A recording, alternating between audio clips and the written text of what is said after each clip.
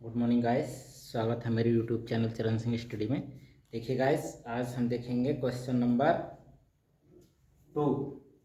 Exercise हमारी है 12.2। उन्होंने क्या किया है कि 3 बिंदु दिए हैं, ठीक है। -2, 3, 5 और 1, 2, 3 और 7, 0, -1, यानी 3 बिंदु दिए हैं। 3 बिंदु देकर उन्होंने कहा कि आप दिखाइए कि संरेख है। अब ये गाइस किसी एक प्लान पर नहीं है, जैसे एक्स वाई प्लान पर होते हैं, या एक एक्सिस पर नहीं है। जैसा हम एक ही एक्सिस पर ले लें, जैसे वाई एक्सिस है या जेड एक्सिस पर, या एक ही प्लान पर लेंगे। ये कहाँ है गाइस? ऑक्टेंट में है। मतलब एक पॉइंट किसी ऑक्टेंट में है और दूसरा पॉइंट कहीं और ऑक्टेंट में है। 8 ऑक्टेंट होते हैं, आपको पता है। देखिए कैसे इन पॉइंटों के माध्यम से समझा देते हैं। संरेख और असंरेख, थोड़ा सा अंतर देखिए। जैसे ये 2 पॉइंट है, आप जानते हैं कोई भी रेखा बनती है तो 2 पॉइंटों को मिला दो। जैसे ये हैं सीधे, ये टेढ़े भी हो सकते हैं, कोई बात नहीं, फिर भी लाइन टेढ़ी आएगी इन 2 पॉइंटों को मिलाने से। तो 2 पॉइंटों के मिलने से तो रेखा हमेशा कैसी होती है? सीधी होती है। कहीं भी ले लो ना, आमने सामने ले लो, ऊपर नीचे ले लो, साइड बाई साइड ले लो। लेकिन जैसे हम तीसरे पॉइंट की बात करते हैं तो तीसरा पॉइंट संरेख होगा या असंरेख होगा। उसके लिए कंडीशन ये होती है गाय कि तीनों पॉइंट एक ही लाइन में होने चाहिए संरेख के लिए। और असंरेख के लिए क्या होगा कि वो तीनों या चारों पांचों, 2 के अलावा जो इन पॉइंट्स हैं उन 2 के अलावा वो बाकी पॉइंट्स रेखा की डायरेक्शन से अलग होंगे। कैसे? देखिए, मान लो एक ये रेड पॉइंट है हमारा ए, और ये जो है ये बटन है एक शर्ट का, ये हमारा क्या है?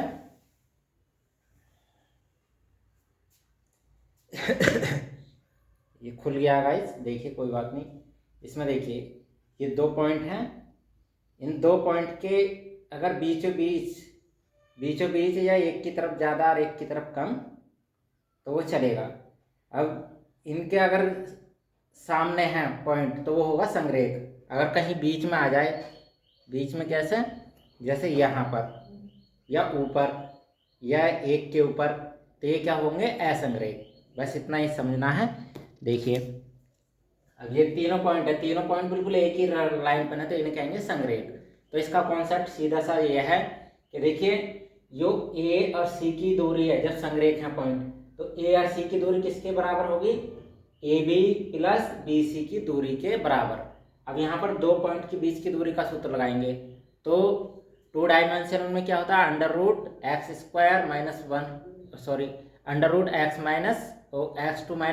का होल स्क्वायर प्लस y1 का होल स्क्वायर। लेकिन यहाँ पर 3D की बात चल रही, तो 3D के लिए गाइस ये वाला फॉर्मूला लगाएंगे, ठीक है।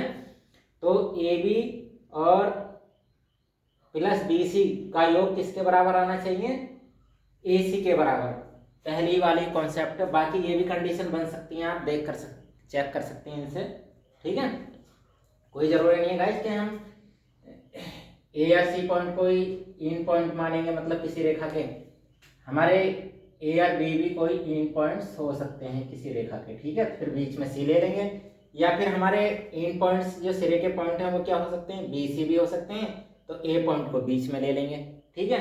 लेकिन कॉन्सेप्ट वही रहेगा कि जो इन पॉइंट्स का जो सम्स है, दोनों पॉइंट के बीच की दूरी शेष जो बीच में कहीं पॉइंट है उससे एक इन पॉइंट की दूरी और प्लस दूसरे इन पॉइंट की उस पॉइंट से दूरी का योग हमेशा क्या आना चाहिए? बराबर आना चाहिए।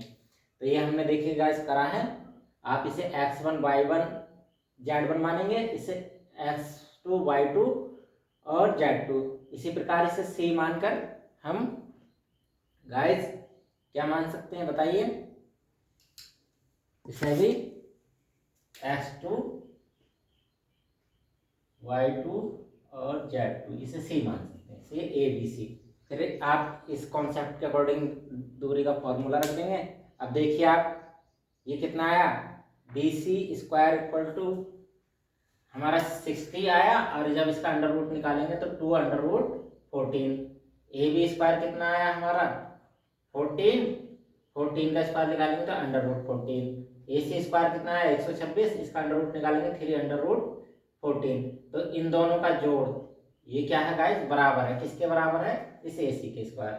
ठीक है, अब जरूरी नहीं कि AC लिखे, हम AC स्क्वायर भी लिख सकते हैं, यहाँ पे भी AB स्क्वायर लिख सकते हैं और BC स्क्वायर भी लिख सकते हैं, तब भी हमारा क्या आएगा, बराबर नहीं आएगा गाइस।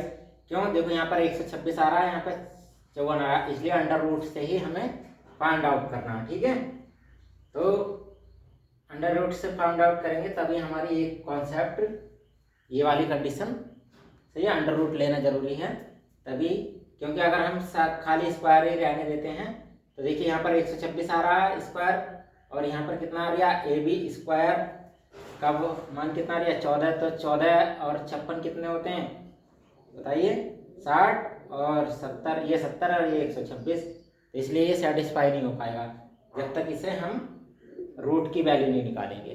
ठीक है, रूट की वैल्यू निकालना जरूरी है, इसलिए ये हमारा क्या है, एक कॉलिनियर पॉइंट्स हैं, कौन से, तीनों जो दिए गए हैं। थैंक यू गाइस, मिलते हैं नेक्स्ट वीडियो में, तब तक के लिए धन्यवाद।